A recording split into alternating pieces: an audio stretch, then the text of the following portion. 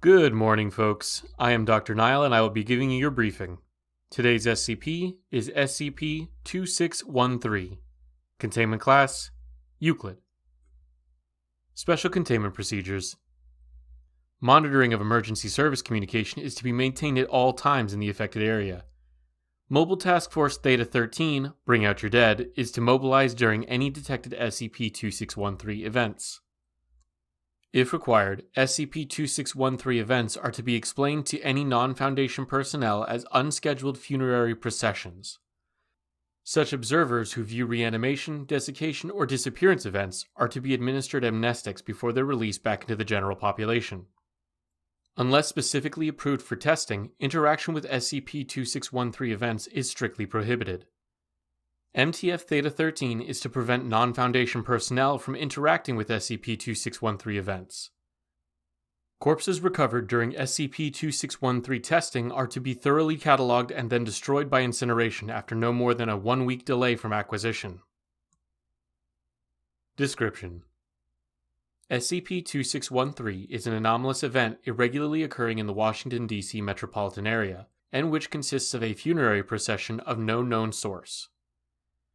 These processions are led by a hearse known as SCP-2613-1, which is joined along its route by a number of vehicles, referred to as SCP-2613-2 instances. Tag numbers present in SCP-2613-2 instances have yielded either no information, or information which does not correlate with the details of the vehicles they are attached to. These vehicles are operated and occupied by a variable number of individuals, referred to as SCP-2613-3 instances, wearing military uniforms belonging to the U.S. Armed Forces. Uniforms associated with SCP-2613-3 instances have included all areas of service, including uniforms from eras before the invention of the automobile. SCP-2613 events initiate immediately after the deaths of certain individuals for whom identification is difficult, if not impossible, and often begin before emergency services have responded. All individuals fully identified by the Foundation have records indicating past service in the U.S. military. Due to the uniformly vagrant nature of these individuals, Foundation suppression of information relating to these disappearances is not recommended, unless events are directly witnessed. SCP-2613 initiating events have been caught on video surveillance twice, and in both instances, the deceased individual displayed signs of distress unrelated to SCP-2613, followed by collapse. Several minutes passed before SCP-2613-1 arrived, followed by a reanimating of the deceased individual. In both events, the deceased individual then opened and entered the rear compartment of SCP-2613-1. It has been determined through examination and testing that individuals involved in these initiating events do not remain reanimated past this point. With one exception, SCP-2613 events have been observed to follow a similar pattern.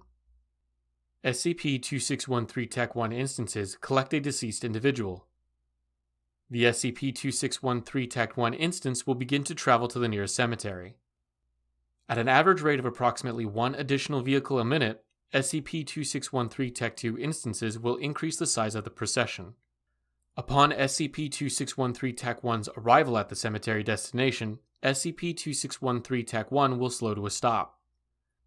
SCP-2613-1 and SCP-2613-2 instances will immediately vanish along with any occupants. Video surveillance of disappearance events have yielded little information as to the mechanism of this behavior. SCP-2613-3 instances have proven relatively friendly and cooperative. However, any successful attempt to breach the integrity of SCP-2613-2 vehicles by either the occupants or Foundation personnel have resulted in the immediate death and rapid desiccation of SCP-2613-3 instances. This includes any attempts to open the doors, windows, and includes unorthodox methods of entry. Considering the behavior of SCP-2613-3 instances, it is recommended that larger processions be excluded from testing.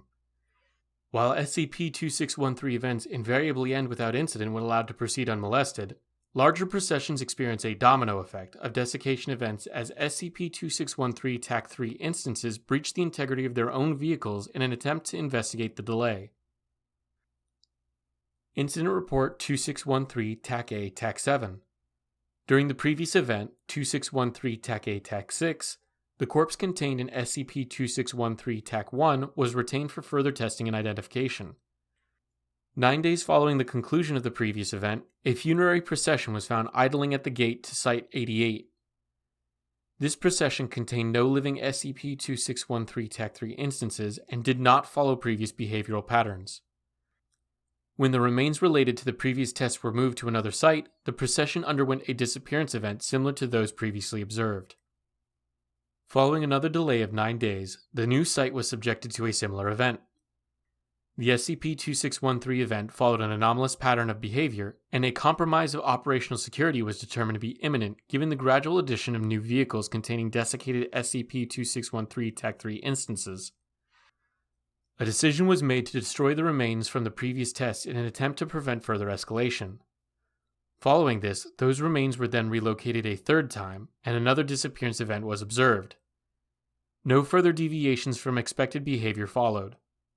The corpse associated with this incident remains unidentified.